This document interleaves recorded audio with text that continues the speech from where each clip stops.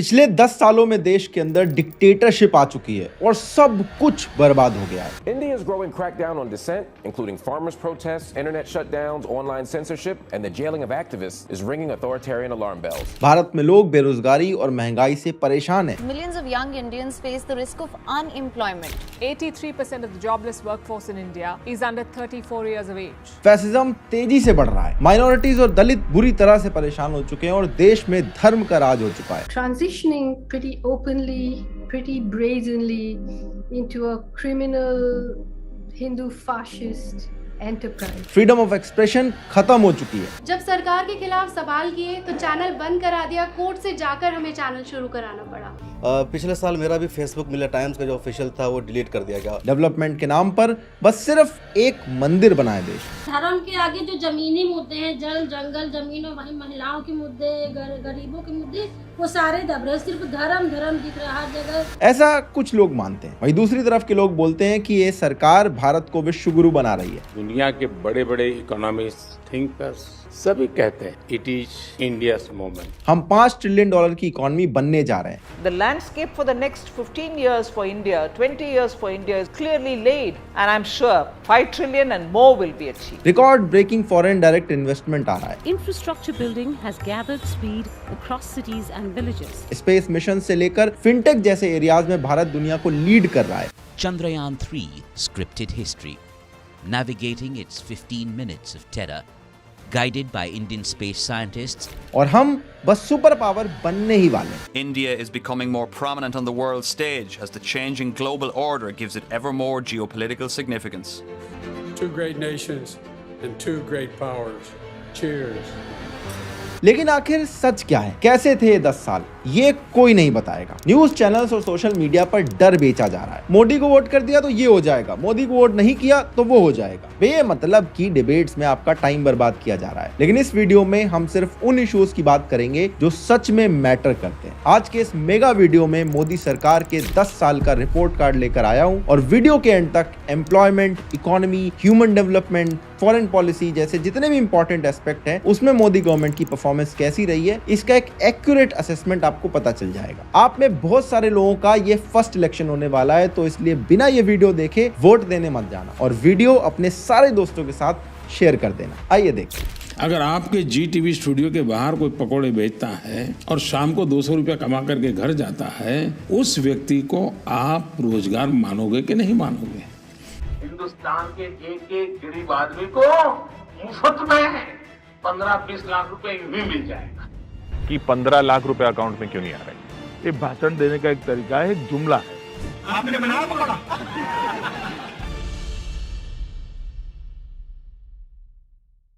इससे पहले हम मोदी गवर्नमेंट का रिपोर्ट कार्ड देखें, एक बार आपकी रिपोर्ट कार्ड की भी बात कर लेते हैं। देश में वैसे भी नौकरियों को लेकर काफी कंपटीशन है और अब ये ज्यादा बढ़ने वाला है। एआई ने already script writing, coding, graphic designing जैसी जॉब्स में काफी कंपटीशन बढ़ा रखा है। लेकिन समझदार लोग एआई से डरने की जगह इसे एक स्किल की तरह सीखने पर ध्यान दे रहे हैं और बदलते जॉब एनवायरनमेंट में भी उनको जॉब प्रायोरिटी मिल रही है। मैं खुद अपने वीडियोस के लिए, मेल लिखने के लिए, सोशल मीडिया पोस्ट के लिए चैट GPT की हेल्प लेता हूं और अब आप भी इसको बिल्कुल फ्री में सीख सकते हो एक 3 घंटे की चैट GPT वर्कशॉप के थ्रू, जो आपको आर्टिफिशियल इंटेलिजेंस एंड 20 से भी ज्यादा टूल्स यूज करना सिखाएगी। वैसे तो ये पेड वर्कशॉप है, पर मेरे पहले 1000 यूजर्स के लिए ये बिल्कुल फ्री होने वाली है। एआई यूज करके आप job hunting, resume building, excel based data analysis, market research और इवन अपने सैलरी हाइक के लिए नेगोशिएशन भी कर सकते हो और ये सब सीख के आप पैसे कमा सकते हो। चाहे आप टेक फील्ड से हो या फिर sales, marketing, operation, HR, finance जैसी नॉन टेक फील्ड से, चाहे आप एक फाउंडर हो या फिर एक फ्रीलांसर, आप सबके लिए एआई इक्वली हेल्पफुल है। मैंने खुद ये वर्कशॉप अटेंड करी और मेरे हिसाब से इसकी रेटिंग 5 आउट ऑफ 5 है। ग्रोथ स्कूल की ये वर्कशॉप 10 लाख से ज्यादा लोग अटेंड कर चुके हैं। ग्रोथ स्कूल को बड़े बड़े ग्लोबल इन्वेस्टर्स भी सपोर्ट करते हैं और ये लिंक्डइन की टॉप कंपनीज में आता है। ये वर्कशॉप आप सबके लिए है और पहले 1000 लोगों के लिए ये बिल्कुल फ्री में अवेलेबल है। लिंक डिस्क्रिप्शन में दे रहा हूं,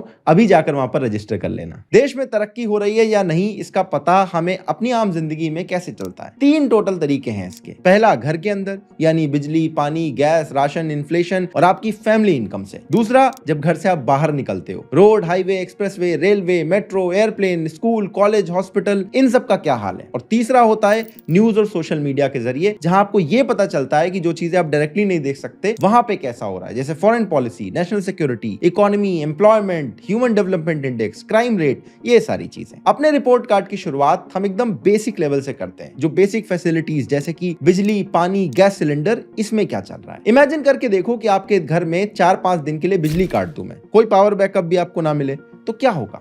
फोन, लैपटॉप ये सब ऑफ हो जाएंगे, इंटरनेट बंद हो जाएगा, एसी, कूलर, पंखा, बत्ती, fridge, washing machine, mixer grinder, कुछ नहीं चलेगा। अंधेरा होने से पहले सारा काम खत्म करना पड़ेगा और ये आपकी एक मजबूरी बन जाएगी। और ये वीडियो ये तो आप बिल्कुल नहीं देख पाओगे। 2014 तक देश के 18,500 विलेजेस में एग्जैक्टली यही हो रहा था, क्योंकि बिजली का कनेक्शन यहां तक पहुंच ही नहीं पाया था। पूरी दुनिया में भारत के अंदर सबसे ज्यादा गांव ऐसे थे जो अंधेरे में पड़े थे, और जिन गांवों में बिजली थी वहां पर भी एक स्कैम चल रहा था, क्योंकि 2014 से पहले किसी भी गांव के 10% घरों में अगर बिजली पहुंच जाती थी तो सरकार उस गांव को फुली इलेक्ट्रीफाइड डिक्लेयर कर देती थी। 2014 के बाद से ये क्राइटेरिया चेंज हुआ और जिन गाँवों में अंधेरा था उनमें पहली बार बिजली पहुंची। सरकार ने ऐसे 18,000 गांवों तक बिजली पहुंचाने की ठानी थी, जहां आजादी के इतने वर्षों के बाद भी बिजली नहीं पहुंची थी। और वर्ल्ड बैंक के डेटा के हिसाब से आज ऑलमोस्ट 100% घरों में बिजली लग चुकी है। 1000 दिन में हम उन 18,000 गांवों में जहां बिजली नहीं पहुंची है, आजादी के 70 साल होने जा रहे हैं, उन्होंने अब तक बिजली नहीं देखा। 18वीं शताब्दी में जीने के लिए वो मजबूर हुआ करते थे। हमने बीड़ा उठाया, असंभव को संभव करने का संकल्प किया, और आज मुझे खुशी के साथ कहना है 1000 दिन में अभी तो आधे भी नहीं हुए हैं, आधे से भी काफी दूर है, उसके बाद भी 18,000 गांवों में से 10,000 गांवों में आज बिजली पहुंच गई है। अब हर घर बिजली भले पहुंच गई हो, लेकिन 24 घंटे सप्लाई सिर्फ कुछ बड़े शहरों तक ही लिमिटेड है। बाकी सिटीज में आज भी पावर कट बहुत ज्यादा होते हैं। इसलिए मेरे हिसाब से इलेक्ट्रिसिटी के मामले में सरकार को 5 में से 4 नंबर ही मिलने चाहिए। बिजली की तरह पानी भी एक बेसिक फैसिलिटी है, और 2014 तक टैप वाटर भारत के गाँव में सिर्फ 13% घरों तक पहुंचा था। शुरू के 1 साल में तो 17 लाख नए कनेक्शन लगे थे, लेकिन बाद में जो इसका पेस था वो स्लो पड़ गया था। 2019 की कैग रिपोर्ट ने बताया कि गाँवों के सिर्फ 18% घरों तक टैप वाटर पहुंच पाया था। यूपी और बंगाल में तो यह नंबर सिर्फ 1% था और बिहार में 2%। लेकिन मोदी गवर्नमेंट के सेकंड टर्म में शुरू हुआ जल जीवन मिशन, और इसका टारगेट रखा गया कि 2024 तक हर घर जल पहुंचना चाहिए। आज मैं लाल किले से घोषित करता हूं कि हम आने वाले दिनों में जल जीवन मिशन को लेकर के आगे बढ़ेंगे। सेंट्रल गवर्नमेंट ने अलग अलग स्टेट गवर्नमेंट के साथ कोऑर्डिनेट करके मिशन चलाया, और करंटली ये चेंजेस आए। लाइट कलर में 2019 का मैप है और दूसरा मैप है 2024 का। आज यूपी के 78%, बिहार के 96% रूरल हाउसहोल्ड्स में टैप वाटर का कनेक्शन लग चुका है, और इसका इंस्पेक्शन खुद वर्ल्ड बैंक के डायरेक्टर्स ने आके किया था। पूरे देश में अगर कवरेज देखें तो 13% से बढ़कर 70% तक पहुंच चुकी है। ये एक मैसिव अचीवमेंट है। 2024 का जो ओरिजिनल 100% वाला टारगेट था, उससे सरकार अभी भी काफी दूर है, तो ये एक नेगेटिव पॉइंट भी आ जाता है। इसीलिए मेरे हिसाब से सरकार को इसमें 5 में से 3 नंबर ही मिलने चाहिए। बिजली और पानी जैसे एक बेसिक नेसेसिटी है एलपीजी गैस। 2014 में भारत के सिर्फ 55% परिवारों के पास एलपीजी कनेक्शन था। गांव में सिचुएशन और ज्यादा खराब थी, लोग चूल्हे में खाना बना रहे थे। इसको चेंज करने के लिए 2016 में लॉन्च हुई उज्ज्वला गैस योजना। इसके अंडर 2019 तक 5 करोड़ बीपीएल फैमिलीज को एलपीजी सिलेंडर देने का टारगेट रखा गया था। प्रधानमंत्री उज्ज्वला योजना का शुभारंभ करें। श्रीमती गुड्डी देवी, पति श्री सत्यानंद, पति गुजर गए, 2 बच्चे हैं। कहती हैं उपले बनाने की झंझट, लकड़ी भी लेने जाओ, अकेले गुजारा भी करो, पर अब एलपीजी गैस कनेक्शन से आराम हो जाएगा। इस योजना की 2 साइड है। एक तरफ पॉजिटिव साइड है जिसमें डेटा शो करता है कि देश में एलपीजी कनेक्शन और उनका जो मंथली यूसेज है वो लगातार बढ़ता जा रहा है। इसका मतलब है कि ये स्कीम काम कर रही है। लेकिन इसका दूसरा और नेगेटिव साइड भी है। उसमें एलपीजी की पेनिट्रेशन तो 100% हो गई है, लेकिन वो सारे लोग एलपीजी यूज नहीं कर पा रहे हैं। खुद एनएसओ का डेटा बताता है कि सिर्फ 61% फैमिलीज आज एलपीजी को लगातार यूज कर रही है। इसका सीधा सा रीजन है कि एलपीजी सिलेंडर का जो प्राइस है वो लगातार बढ़ता जा रहा है। सब्सिडी के बाद भी वो जो रेट आता है वो भी काफी सारे लोग आज भी अफोर्ड नहीं कर पा रहे हैं। ऊपर से गाँव में एक माइंडसेट है कि जब लकड़ी, भूसा, गोबर ये सब फ्री में मिल रहा है तो गैस के लिए पैसे क्यों देने। लेकिन ओवरऑल एलपीजी के यूसेज बढ़ने की वजह से PM 2.5 पार्टिकल का जो हवा में पोल्यूशन होता है वो काफी कम हुआ है, और उससे जो डेथ होती है वो भी 13% तक रिड्यूस हुई है। इसीलिए मेरे हिसाब से सरकार को इस गैस वाले पॉइंट में भी आप 5 में से 3 नंबर दे सकते हो। अब गैस सिलेंडर की बात चली है तो महंगाई की बात कैसे मिस हो सकती है। ऑपोजिशन ने महंगाई के मुद्दे पर सरकार को काफी घेरा, खासकर पिछले 5 सालों में, फिर चाहे वो गैस सिलेंडर की बात हो या पेट्रोल डीजल की। स्मृति ईरानी के मीम भी खूब शेयर किए जाते हैं इसके ऊपर। Wholesale inflation is at an all-time high of 12.9%. High fuel and edible oil prices are driving up inflation. The government says this is because of a low base effect. पिछले महीने कांग्रेस ने एक ब्लैक पेपर रिलीज किया था और उसमें price rise को एक इकोनॉमिक ब्लंडर बताया गया था। पेट्रोल डीजल के प्राइस की बात कर लेते हैं क्योंकि इसकी वजह से ट्रांसपोर्ट का खर्चा बढ़ता है, जिससे सारी चीजों के दाम बढ़ जाते हैं। इस ब्लैक पेपर में कांग्रेस ने एलपीजी, पेट्रोल, तेल, आटा, दूध, हर एक चीज का प्राइस 2014 से कंपेयर करके दिखाया है। लेकिन ये पेपर एक्यूरेट पिक्चर नहीं दिखाता है। इस डेटा के अकॉर्डिंग 2014 में पेट्रोल का प्राइस 71 रुपीज पर लीटर था, जो आज 97 रुपीज पर लीटर हो चुका है। लेकिन इसके पहले के 10 साल भी तो देखने चाहिए। 2004 में पेट्रोल 36 रुपीज पर लीटर था, जो 2014 में 71 हुआ था, मतलब डबल हो गया था। डीजल का प्राइस 24 रुपए से 55 रुपीज हो गया था, यानी कि डबल से भी ज्यादा बढ़ा था। एलपीजी देख लो, 2004 में 261 रुपए की थी और 2014 में 410, मतलब 1.5 गुना का राइज यहाँ पे भी हुआ था। और अगर ओवरऑल इन्फ्लेशन देखें तो 2004 से 14 के बीच में 8.2% थी। यूपीए 2 में भी देखें 2009 से 14 के बीच में इन्फ्लेशन डबल डिजिट भी क्रॉस कर रही थी, जबकि आरबीआई की गाइडलाइन है कि 6% से इन्फ्लेशन क्रॉस नहीं करनी चाहिए। अब इसी के कंपैरिजन में अगर 14 से 24 के बीच में देखें तो हमारी एवरेज इन्फ्लेशन 5% रही है, और ये सरकार नहीं कह रही है, आईएमएफ का डेटा बताता है। कोविड पैंडेमिक और यूक्रेन वॉर क्राइसिस को कंसीडर करें तो इन्फ्लेशन के मामले में करंट सरकार की परफॉर्मेंस काफी अच्छी रही है। Former chief economic adviser Kaushik Basu, जो कि करंट गवर्नमेंट को लेकर बहुत क्रिटिकल रहते हैं, ये भी कहते हैं कि इस सरकार ने इन्फ्लेशन को अच्छे से मैनेज किया है। How has the RBI done as far as inflation management along with the government North Bloc is concerned in India? I think, RBI has handled this pretty well. The exchange rate also and the inflation in India has been managed pretty well. हालांकि opposition का यह criticism सही है कि जब crude oil के prices कम हुए थे तो सरकार उसके प्रॉफिट को जनता में ट्रांसफर करने की बजाय खुद उससे कमाई कर रही थी। लेकिन ये बात सिर्फ सेंट्रल गवर्नमेंट के लिए ट्रू थोड़ी है, इससे स्टेट गवर्नमेंट भी तो कमाती है। पेट्रोल और डीजल के प्राइसेस पर स्टेट गवर्नमेंट अपना अलग से टैक्स लगाती है और उससे उनकी काफी कमाई होती है। इसलिए किसी भी स्टेट को उठाकर देख लो, किसी भी पार्टी की सरकार हो, वो कभी भी उस पर टैक्स कम नहीं करते। इसलिए इन्फ्लेशन वाले पॉइंट पर मैं सरकार को 5 में से 4 नंबर देना चाहूंगा। ऑपोजिशन ये भी कहती है कि एक तरफ इन्फ्लेशन की मार बढ़ रही है, दूसरी तरफ से अनएम्प्लॉयमेंट आ रहा है, क्योंकि पिछले 10 सालों में अनएम्प्लॉयमेंट का रेट काफी हाई हो गया है और इन्फ्लेशन की मार लोगों को ज्यादा महसूस होने लगी है। अब आप सरकारी डेटा देखोगे तो पिछले 6 सालों में अनएम्प्लॉयमेंट का रेट लगातार कम हो रहा है। 2017-18 में ये 6% थी और 2023 में 3.2% पर आ गया है। अगर CWS के हिसाब से भी देखें तो ये नंबर 8.7 से घटकर 5.1 रह गया है। अब इससे पहले आप CMIE वाले डेटा कोट करो, मैं आपको बता दूं कि उसकी मेथोडोलॉजी में काफी ज्यादा प्रॉब्लम है और इस बात को गवर्नमेंट ने भी पॉइंट आउट किया है और IMF के इकोनॉमिस्ट ने भी ये बात दोहराई है। 2-3 years ago I commented on the CMI data, but let me just highlight the following: that in 2017-18 had an unemployment rate of 5%, whereas the actual rate was 6.5% according to the NSSO. Now in 2019, which is the last time we have both the CMI data as well as the NSSO data, the CMI data is 7.5-8% unemployment.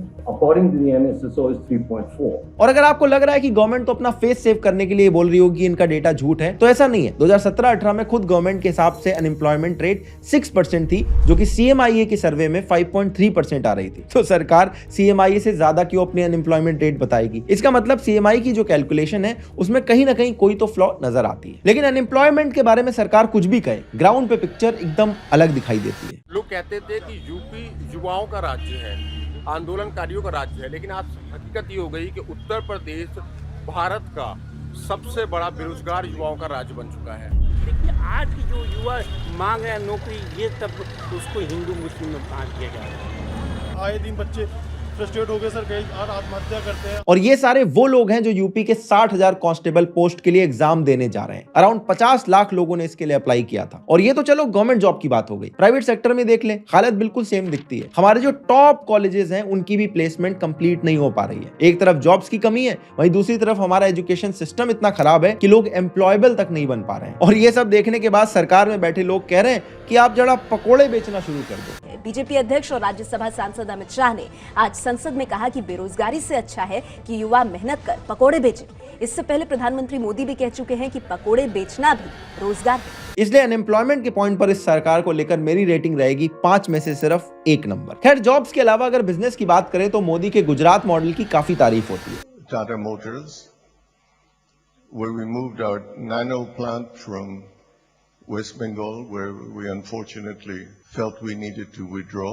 We looked for a location where we could have the security and the stability that we desired. We had offers from many states and of course one from Mr. Modi. What made us decide to come to Gujarat was his promise that he would confirm the allotment of land and other facilities in a few days. Now, a few days is a difficult thing to swallow in India because it often doesn't happen. In this case, a few days became 3 days. लेकिन उस time पर रतन टाटा जी के central government को लेकर same views नहीं थे। In fact उन्होंने government की पॉलिसीज के बारे में कहा था कि सरकार से बात करो तो पीएमओ कुछ और कहता है और मिनिस्टर्स कुछ और कहते हैं। उन्होंने ये भी कहा था कि ऐसा और कंट्रीज में नहीं होता, एक स्टील प्लांट को क्लियरेंस लेने के लिए 7 से 8 साल लग जाते हैं। और बिल्कुल ऐसे ही कुमार मंगलम बिरला जी का मानना था कि इंडिया में इन्वेस्ट करना काफी रिस्की बेट हो सकता है। जब मोदी सरकार सेंटर में आई तो pro business approach national level पर भी अडॉप्ट की गई। सिंगल विंडो क्लियरेंस, जीएसटी और आईबीसी कोड जैसे रिफॉर्म्स को इंट्रोड्यूस किया गया। इसलिए 2014 में जहां हम ईज ऑफ डूइंग बिजनेस वाली रैंकिंग में 142nd आते थे, 2019 में हमारी रैंक 63rd हो चुकी थी। और स्टार्टअप्स को देखें तो मेक इन इंडिया और स्टार्टअप इंडिया जैसे जो इनिशिएटिव हैं, इनकी वजह से भी काफी एक्सपोनेंशियली ये स्टार्टअप्स ग्रो हुए। And today in this exhibition, the lot of new technology, the startup people are here. I am giving my all best wishes to all of you, and particularly the friends coming from abroad. I will request them invest in India.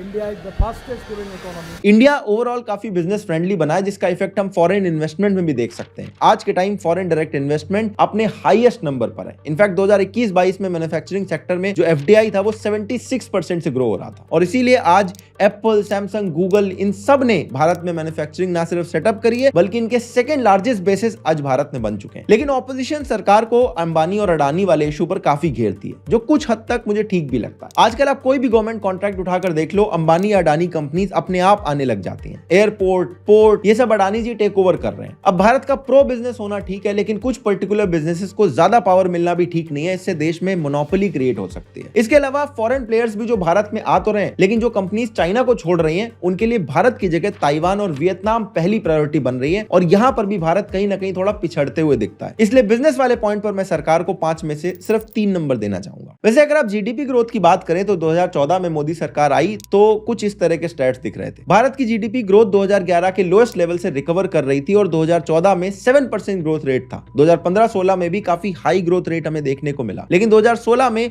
8.2% से घटकर हमारी growth rate 2019 में 4 to 4.5% पर आ गई। इसके लिए opposition और कुछ इकोनॉमिस्ट ब्लेम करते हैं डीमोनेटाइजेशन और जीएसटी को। Maybe the impact of demonetization, destocking before launch of GST, disruption in the economy due to bad loans. Failed Modinomics and a Pakoda economic vision has sunk Indian economy into deep economic recession. लेकिन सरकार कहती है कि ये problem NPA crisis की वजह से हुई थी, जो कि यूपीए के टाइम पर क्रिएट हुआ था। हमारी सरकार ने बैंकों को बुक्स में इन सभी एनपीएस की ईमानदारी के साथ दिखाने का निर्णय लिया। वहीं दूसरी तरफ हमने बैंक में सुधार के लिए बहुत सारे नीतिगत निर्णय लिए जो देश की अर्थव्यवस्था को आने वाले वर्षों में मदद पहुंचाएंगे। If we had to start, Prime Minister Narendra Modi ji had to start in 2014 with a very, very low base, high inflation, low growth and a shattered financial sector. We have to thank Finance Minister Chidambaram for it. अगर आप मेरा opinion पूछो तो demonetisation ने black money पर कोई खास impact नहीं डाला है। उसके अलावा विजय माल्या, नीरव मोदी, मेहुल चौकसी, ये सारे भी तो मोदी गवर्नमेंट के टाइम पर ही देश छोड़कर भाग गए। ये जो चोर लुटेरों के पैसे विदेशी बैंकों में जमा है ना, उतने भी हम रुपये ले आए ना, तो भी हिंदुस्तान के एक एक गरीब आदमी को मुफ्त में 15-20 लाख रुपए यूं ही मिल जाएगा। इतने रुपये इनफैक्ट स्विस बैंक में ब्लैक मनी और ज्यादा बढ़ता जा रहा है। भारत की करप्शन रैंकिंग भी पिछले कुछ सालों में खराब हुई है। 2014 में 85th पर थे, 2015 में थोड़ा इंप्रूव होकर हम 76 पे पहुंचे, लेकिन फिर से दोबारा डाउनफॉल हुआ और 2022 में हम 93rd नंबर पे पहुंच चुके हैं। जीएसटी एक अच्छा स्टेप था, लेकिन इसका इंप्लीमेंटेशन उतना अच्छे से नहीं हुआ। जीएसटी रेट्स को कई बार रिवाइज किया गया, जिसकी वजह से लोगों में इसके लेकर काफी ज्यादा कंफ्यूजन क्रिएट हो चुका है। शुरू करना चाहती हूँ आपसे भारत आहूजा, आप प्रेसिडेंट है दिल्ली इलेक्ट्रिकल ट्रेडर्स एसोसिएशन के, तो समझ गए आप दांव पेच या अभी भी उस पे आप उलझे हुए हैं और आपको उससे मुश्किल हो रही है? आज दिन तक तो उलझे हुए हैं जी इसमें।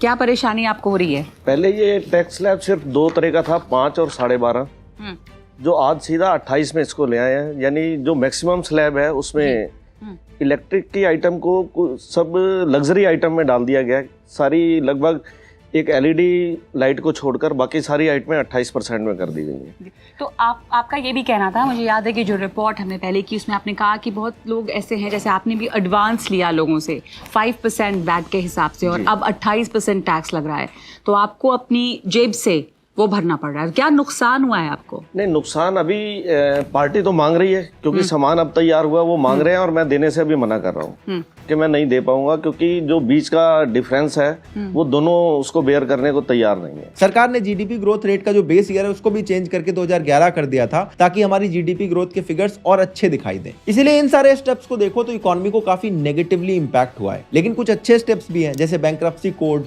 Direct bank transfer, Jan Dhan, Aadhaar और मोबाइल, जिनको जैम की ट्रिनिटी कहा जाता है, जिसकी वजह से यूपीआई हमारे देश में इतना पॉपुलर हुआ, ये भी काफी पॉजिटिवली हमारी इकोनॉमी को इंपैक्ट कर रहा है। इसलिए इन सारी चीजों को अगर कंबाइन देखें तो मोदी गवर्नमेंट के फर्स्ट टर्म में जो इकोनॉमी की ग्रोथ थी उसे आप मीडियोकर कह सकते हो, उसमें 5 में से 3 नंबर इन्हें मिलेंगे। लेकिन पहले टर्म के रिफॉर्म्स और पॉलिटिकल स्टेबिलिटी की वजह से जो सेकंड टर्म में इकोनॉमी थी उसको बड़ा पुश मिला। कोविड और यूक्रेन वॉर में इकोनॉमी थोड़ी श्रिंक हुई थी, लेकिन इकोनॉमी ने काफी स्ट्रॉन्ग रिकवरी भी रजिस्टर करी। The global economy finds itself on track of recovery.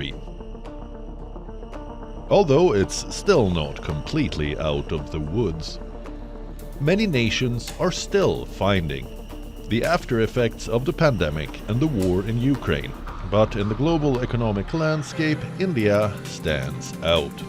In crisis के बावजूद भारत का जो रुपी है वो डॉलर के कंपैरिजन में पिछले कुछ सालों के अंदर one of the best currency बन चुका है पूरी दुनिया भर में, और पिछले 3 सालों में भारत की इकोनॉमी फास्टेस्ट रेट से ग्रो कर रही है। इनफैक्ट हम यूके को रिप्लेस करके 5th लार्जेस्ट इकोनॉमी बन चुके हैं और हमारा फ्यूचर भी यहाँ से काफी ब्राइट दिखाई दे रहा है। Where is India in your book? I mean, you talk China, United States, and there is a huge country with tremendous wealth. Where is India? India is the country. From all of the statistics using 10-year growth rates and also just what's apparent, India will have probably the greatest growth rate, the fastest growth rate economically, have the greatest transformation. Considering Covid, Ukraine war, global recession और future prospect, मैं पिछले 5 सालों में economy के management को 5 में से 4 number देना चाहूंगा। अगर आप ध्यान से देखो तो इस इकोनॉमिक बूम का जो क्रेडिट है वो पिछले 10 साल में जो तेजी से इंफ्रास्ट्रक्चर डेवलप हो रहा है उसको जाता है। यूपीए गवर्नमेंट एक कोएलिशन सरकार थी, इसीलिए ये अपने पॉलिसी पैरालिसिस की वजह से काफी फेमस थी। इसकी वजह से जो प्रोजेक्ट्स को बेसिक क्लियरेंस होता है वो भी नहीं मिल पाता था। एक प्राइवेट इंफ्रा कंसल्टेंसी फर्म के हिसाब से 2011 से 14 के बीच में 18 लाख करोड़ के प्रोजेक्ट्स रुके पड़े थे इन क्लियरेंस के ना मिलने की वजह से। इनफैक्ट ये वो सारे प्रोजेक्ट हैं जो कई सालों से अटके हुए थे, जिनको 2014 के बाद कंप्लीट किया गया या फिर स्पीड अप किया गया। करंटली हम on an average 30 kilometre per day की स्पीड से हाईवेज और एक्सप्रेसवे बनवा रहे हैं, जो यूपीए ईयर्स में सिर्फ 12 किलोमीटर पर डे की एवरेज से बन रहे थे। अब कुछ लोग कहते हैं हमें एक्सप्रेसवेज की क्या ही जरूरत है, शायद ये लोग अगर भारत में रह के गाड़ी चलाते तो इन्हें पता चल जाता। लेकिन इस स्पीड की वजह से हमारा हाईवे नेटवर्क जो 2014 में 98,000 किलोमीटर लॉन्ग था, आज 1.5 लाख किलोमीटर तक पहुंच चुका है। इसके अलावा जहां भारत में 2014 तक 74 ऑपरेशनल एयरपोर्ट थे, उसका नंबर आज 150 पहुंच चुका है, जो हमारे बढ़ते एयर ट्रैफिक को सस्टेन करने के लिए बहुत जरूरी है। भारत ने अपने पोर्ट इंफ्रास्ट्रक्चर पे भी काफी काम करा है। इंडिया इंटरनेशनल शिपमेंट रैंकिंग में 2014 में 44th रैंक पर था, लेकिन पिछले कुछ सालों में आप देखें इंडियन पोर्ट्स का जो टर्न अराउंड टाइम है, यानी कि एक शिप पोर्ट पर पहुंचने के बाद वापस जाने में कितना टाइम लेता है, वो यूएस, सिंगापुर और ऑस्ट्रेलिया से भी बेटर हो चुका है। इसकी वजह से इंडिया इंटरनेशनल शिपिंग रैंकिंग में 22nd रैंक पर आ चुका है। इनफैक्ट इस चार्ट को देखो, रेलवे, कार्गो, हाईवे और एयरपोर्ट में काफी सिग्निफिकेंट ग्रोथ आपको दिखाई दे जाएगी। रेलवे पिछले 5 सालों में 16 किलोमीटर पर डे की रेट से इलेक्ट्रिफिकेशन कर रही है। द इकोनॉमिस्ट, जो यूजुअली इंडियन गवर्नमेंट को लेकर बहुत क्रिटिकल रहता है, वो भी हमारे इंफ्रा अपग्रेड को आई वाटरिंग बोल रहा है। इसके साथ ही प्रधानमंत्री जन आवास योजना, जिसे 2015 में लॉन्च किया गया था, इसके अंदर सरकार 1 करोड़ से ज्यादा हाउसेस को भी सैंक्शन कर चुकी है, जिसमें 80 लाख घरों का कंस्ट्रक्शन भी कंप्लीट हो गया है। इसके अलावा स्वच्छ भारत मिशन के अंदर 10 करोड़ से भी ज्यादा टॉयलेट्स बिल्ड किए गए। इकोनॉमिक सर्वे के हिसाब से इन टॉयलेट्स की वजह से डायरिया, मलेरिया और स्टिल बर्थ के जो केसेस हैं उनमें भी रिडक्शन देखा गया है। और सरकार 5.5 लाख से भी ज्यादा गांवों को ओपन डेफिकेशन से फ्री डिक्लेयर कर चुकी है।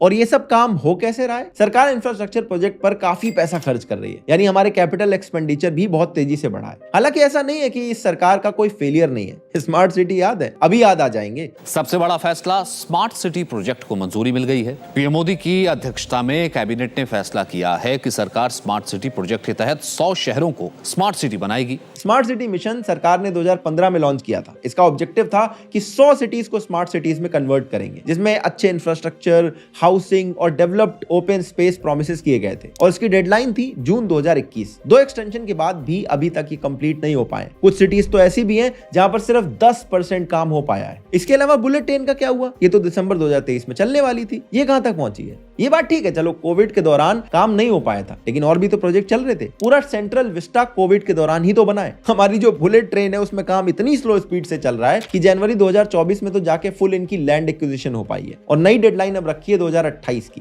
लेकिन बुलेट ट्रेन के अलावा अगर आप रेलवे में देखें, इलेक्ट्रिफिकेशन का काम हुआ है, वंदे भारत जैसे नई नई चीजें लॉन्च हुई हैं, ये एक पॉजिटिव डेवलपमेंट आप मान सकते हो। इसीलिए इंफ्रास्ट्रक्चर के मामले में अगर आप देखें तो मैं 5 में से 4 नंबर देना चाहूंगा सरकार को। अगर हेल्थ केयर की बात करें तो पिछले 10 सालों में सरकार ने 16 नए एम्स बनाए, जिसमें 9 ऑलरेडी ऑपरेशनल हैं। इसके अलावा 10,000 से भी ज्यादा जन औषधि केंद्र बन चुके हैं, जिसमें मार्केट रेट से 80% तक सस्ती जेनरिक दवाइयां अवेलेबल होती हैं। गवर्नमेंट का एम है कि 2025 तक टीबी को हम इरेडिकेट कर देंगे और इस पर भी काफी अच्छा काम चल रहा है। ग्लोबल गोल है कि देश को 2030 में विश्व को टीबी मुक्त होना है। तो मोदी जी ने कहा कि हम 2025 में देश को टीबी मुक्त करेंगे। मैंने एक डिजिटल प्लेटफॉर्म बनाया, निक्षय मित्र पोषण अभियान और निक्षय मित्र पोर्टल, और मैंने उसके ऊपर आह्वान किया। मैंने कई इंडस्ट्रीज के साथ कंसल्टेशन किया, पॉलिटिकल पार्टियों के साथ कंसल्टेशन किया, एनजीओ के साथ कंसल्टेशन किया और मीडिया के माध्यम से पब्लिकली कंसल्टेशन किया कि मैंने डिजिटल प्लेटफॉर्म बनाया है। वहाँ सारे टीबी मरीज कौन से ब्लॉक में कितना है उसका सूची दी है। ऐसे 90,000 लोगों ने टीबी, 10 लाख टीबी पेशेंट को 30 दिन में गोद ले लिया। और मैंने प्लेटफॉर्म पर रखा कि जो गोद लेगे उसको क्या करना है, उसको हौसला बढ़ाना है, उसको मिलना है, तो उसको प्रोत्साहित करना है कि आपको रेगुलर मेडिसिन लेना है,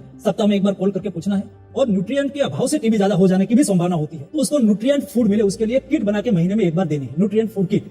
इसके अलावा कोविड वैक्सीन को बनाना और 100 करोड़ लोगों तक कोविड वैक्सीन पहुंचाना अपने आप में चैलेंजिंग टास्क था। उसमें सरकार काफी सक्सेसफुल रही। हालांकि कोविड का मैनेजमेंट सरकार ने उतने अच्छे तरह से नहीं करा। ऑक्सीजन की कमी और जितनी जाने गई, इसको हम कभी भूल नहीं सकते। इसके अलावा सरकार की जो फ्लैगशिप स्कीम यानी आयुष्मान भारत योजना है, इसका ऑब्जेक्टिव था कि यूनिवर्सल हेल्थ कवरेज होगा। पर फैमिली 5 लाख तक का इंश्योरेंस कवर होगा। हॉस्पिटलाइजेशन होने से 3 दिन पहले और इसके 15 दिन बाद तक का जो एक्सपेंस होता है वो भी सरकार उठाती है। गवर्नमेंट के डेटा के हिसाब से 12 करोड़ से ज्यादा आयुष्मान कार्ड अभी तक बांटे जा चुके हैं। लेकिन ये योजना पेपर पे जितनी परफेक्ट लगती है, उसकी रियलिटी ऑन ग्राउंड थोड़ी सी डिफरेंट है। पहले तो इस स्कीम के जो बेनिफिशियरीज हैं, इनको 2011 के सोशियो इकोनॉमिक कास्ट सेंसस के बेसिस पर डिसाइड किया जाता है। दूसरा, यूपी बिहार जैसे जो स्टेट्स हैं, इसमें सिर्फ 14 से 15% फैमिलीज हैं जिनका कोई एक मेंबर इस स्कीम में कवर्ड है। इसके अलावा बहुत सारे प्राइवेट हॉस्पिटल्स इस स्कीम में कवर्ड पेशेंट्स को एडमिट करने से मना कर देते हैं, क्योंकि सरकार की तरफ से बिल रीइंबर्स होने में बहुत लंबा टाइम लग जाता है। भारत के अंदर जो पब्लिक हेल्थ स्पेंडिंग है आज वर्ल्ड में लोएस्ट नंबर पर है, लेकिन हमारी पर कैपिटा हेल्थ स्पेंडिंग जो लोग अपनी जेब से देते हैं, वो 15 साल में हाईएस्ट नंबर पर पहुंच चुकी है। इसीलिए हेल्थ केयर के मामले में मैं सरकार को 5 में से सिर्फ 2 नंबर देना चाहूंगा। एजुकेशन की बात करें तो 2014 तक देश में सिर्फ 16 आईआईटी और 13 आईआईएम थे। आज 23 आईआईटी और 20 आईआईएम बन चुके हैं, यानी 7 नए आईआईटी और 7 नए आईआईएम सरकार ने बनाए। लेकिन ये सारे आईआईटी आईआईएम पहले 5 सालों में बने थे। पिछले 5 सालों में एक भी नया नहीं बनाए, और ये मैं नहीं, सरकार ने खुद बोला। A large number of institutions of higher learning, namely 7 IITs, 16 triple ITs, 7 IIMs, 15 AIIMS and 390 universities have been set up सरकार ये भी क्लेम करती है कि 2014 के बाद से एमबीबीएस की सीट 110% से इंक्रीज हुई है। इसमें पीजी सीट्स भी डबल हुई हैं और 262 नए मेडिकल कॉलेजेस भी बने हैं। ऑल्दो ये सारे गवर्नमेंट हैं, प्राइवेट है, इसके ऊपर कोई डेटा नहीं मिलता। स्कूल्स में अगर देखें तो केंद्रीय विद्यालय स्कूल जो सेंट्रल गवर्नमेंट रन करती है, इसकी ज्यादा बात नहीं होती, लेकिन ये काफी तगड़े होते हैं। 2014 से 2022 के बीच में ये भी 159 नए बनवाए गए। हालांकि अगर आप यूपीए ईयर में देखेंगे तो पहले 8 सालों में 202 नए केवी बनवाए गए थे। 2020 में मोदी गवर्नमेंट ने न्यू एजुकेशन पॉलिसी के थ्रू काफी पॉजिटिव चेंज लाने की कोशिश की थी, लेकिन इसका भी जो इंप्लीमेंटेशन है वो काफी स्लो स्पीड से बना। प्रयास यही है कि भारत की एजुकेशन और आधुनिक बने, मॉडर्न बने, यहां के टैलेंट को भरपूर अवसर मिले। साथियों, इस कड़ी में कुछ दिन पहले देश की नई एजुकेशन पॉलिसी का ऐलान किया गया है। वैसे इस साल का बजट देखें तो कुछ हिट्स और कुछ मिसेस आपको दिखेंगे। स्कूल बजट बढ़ा है, लेकिन जो हायर एजुकेशन को ग्रांट्स होते हैं उनको कम कर दिया गया है। इसके अलावा आए दिन कोई ना कोई पेपर लीक होता रहता है। इसको रोकने के लिए सरकार ने पनिशमेंट बढ़ाई है, कानून बनाया है, लेकिन ऑन द ग्राउंड इसका असर देखने को अभी नहीं मिल रहा है। तो एजुकेशन के सेक्टर में काफी मिक्स परफॉर्मेंस है, इसलिए मैं 5 में से सिर्फ 3 नंबर देना चाहूंगा। अगर नेशनल सिक्योरिटी की बात करें तो पिछले 10 सालों में सबसे बड़ा हाईलाइट था कि हमारी आर्म फोर्सेस पर जो मेजर टेररिस्ट अटैक हुए, जैसे उरी, पठानकोट या Pulwama. At around 3:15 p.m. on that unfortunate day, an explosive-laden SUV rammed into that convoy, leading to instant deaths of dozens of soldiers. और इन अटैक्स के अगेंस्ट जो हमने रिटेलिएट करा, जैसे सर्जिकल स्ट्राइक और बालाकोट स्ट्राइक। तो ये मोदी है, उसी भाषा में जवाब देना जानता है। आप में से कोई चाहेगा मैं चुप रहूं? क्या उनको ईंट का जवाब पत्थर से देना चाहिए कि नहीं देना चाहिए? और इसलिए सर्जिकल स्ट्राइक किया, और मुझे मेरी सेना पे गर्व है, मेरे जवानों पे गर्व है। It's to India now. That country says it has destroyed a militant camp inside Pakistan in an overnight airstrike across the ceasefire border known as the Line of Control. Indian media is reporting some 200 casualties in the raid on the alleged camp in Balakot. On February 26th, India struck Jaish-e-Mohammed's terror training camps in Balakot in Pakistan. 6 weeks later, Pakistan is still scrambling to prove otherwise. ये steps दिखाते हैं कि सरकार terrorism के against zero tolerance policy के साथ काम कर रही है। और ओवरऑल अगर आप फिगर्स भी देखें तो नीचे आए। नॉर्थ ईस्ट में भी कई मेजर सेपरेटिस्ट ग्रुप्स को सरेंडर करवाया गया है। मणिपुर में भी एक मैती ग्रुप को सरेंडर करवाया गया, लेकिन सरकार टेंशन को रिजॉल्व करने में अभी भी उतनी सक्सेसफुल नहीं हो पाई है। इसके अलावा छत्तीसगढ़ के कॉन्फ्लिक्ट को भी अभी सॉल्व करना बाकी है। और चाइना बॉर्डर इशू ने भी नेशनल सिक्योरिटी के ऊपर काफी बड़े सवाल खड़े किए हैं। अगर आर्म फोर्सेस में रिक्रूटमेंट की बात करें तो सरकार काफी कंट्रोवर्शियल अग्निवीर स्कीम लेकर आई, जिसके बाद पब्लिक में और स्पेशली जो एस्पिरेंट्स थे उसमें काफी गुस्सा देखने को मिला। दूसरी तरफ जो एनसीसी कैडेट्स हैं उनको एक्सपेंड किया गया। 1 लाख नए रिक्रूटमेंट्स यहां पर भी अनाउंस किए गए, जिसमें 1/3 विमेन कैडेट्स होंगी। हालांकि अगर आप इस चार्ट को देखो तो पिछले 10 सालों में भारत का डिफेंस एक्सपेंडिचर हर साल 9% से बढ़ा है। इस साल के बजट में भी सरकार ने आर्म फोर्सेस को 6 लाख करोड़ से भी ज्यादा एलोकेट किया है। इसके अलावा डिफेंस इंफ्रा डेवलप करने और फोर्सेस को मॉडर्नाइज करने के लिए भी काफी खर्चा किया गया है। आज हम आर्म्स एंड एम्यूनिशन सिर्फ बना नहीं रहे बल्कि एक्सपोर्ट भी कर रहे हैं। कश्मीर से 370 हटाना मेरे हिसाब से एक बोल्ड और काफी पॉजिटिव स्टेप था, और उसके बाद से वहां पर कोई मेजर सिक्योरिटी इंसिडेंट नहीं देखने को मिला है। ये एक बहुत बड़ी अचीवमेंट मानता हूं मैं। और नॉन गनमैन के बारे में तो आपने सुना ही होगा, जिससे टेररिस्ट और उसके स्पॉन्सर को सीधा मैसेज जाता है कि अगर उन्होंने अटैक करने की सोचे भी तो उसका रिटेलिएशन काफी स्ट्रांग होगा। इनफैक्ट हमारे एनएसए अजीत डोभाल जी पाकिस्तान को साफ शब्दों में वार्निंग भी दे चुके हैं। You can do one Mumbai, you may lose Balochistan. पिछले कुछ 10 सालों में भले ही कोई मेजर सिविलियन अटैक ना हुआ हो, लेकिन हमारी आर्म फोर्सेस पर जो अटैक हुए वो बढ़ते गए। स्पेशली जैसे पुलवामा, पठानकोट या छत्तीसगढ़ में जो आर्मी के ऊपर कंसंट्रेटेड अटैक होते हैं, ये सारे अटैक्स एक मेजर इंटेलिजेंस फेलियर है। इसलिए मेरे हिसाब से नेशनल सिक्योरिटी के पॉइंट में भी ऑल्दो इतनी सारी अचीवमेंट है, फिर भी इन फेलियर्स की वजह से 5 में से सिर्फ 3 नंबर ही सरकार को मिलेंगे। जियोपॉलिटिक्स की बात करें तो 2014 तक हम फॉरेन अफेयर्स में उतने इन्वॉल्व नहीं दिखते थे जितना अब दिखते हैं। पिछले 10 सालों में दुनिया काफी चेंज हुई है, और इसीलिए हमारी जो जियोपॉलिटिकल नीड्स है वो भी बढ़ी है। इनको देखते हुए हमने अपने आप को काफी अच्छे से अडेप्ट करा है। हम एक मल्टीपोलर अप्रोच को लेकर चल रहे हैं, जिसकी ग्लोबली क्रिटिसिज्म भी होती है और तारीफ भी देखने को मिलती है। I think the US really has to learn to work in a sense with a more multipolar world. My point in recent months is, look guys, I have lived with a lot of things you've done and said which I don't like. Now sometimes you will maybe hear some of that from me too. Although opposition party शुरू से ही PM Modi की foreign visits को लेकर काफी criticism करते हैं, लेकिन इसकी वजह से आज भारत को काफी इंपॉर्टेंट प्लेयर की तरह देखा जा रहा है। आज हम चाइना के अगेंस्ट यूएस, जापान और ऑस्ट्रेलिया के साथ क्वाड का भी मेंबर हैं और चाइना के साथ ब्रिक्स के अंदर भी उतने ही एक्टिव दिखाई दे रहे हैं। रिसेंटली कतर के अंदर से हम अपने नेवी पर्सनल को छुड़ाकर देश वापस लाए, इसने भी हमारी डिप्लोमेटिक पावर को बहुत अच्छे से शो कर दिया है। Let us get into this mode, let this feeling sink in.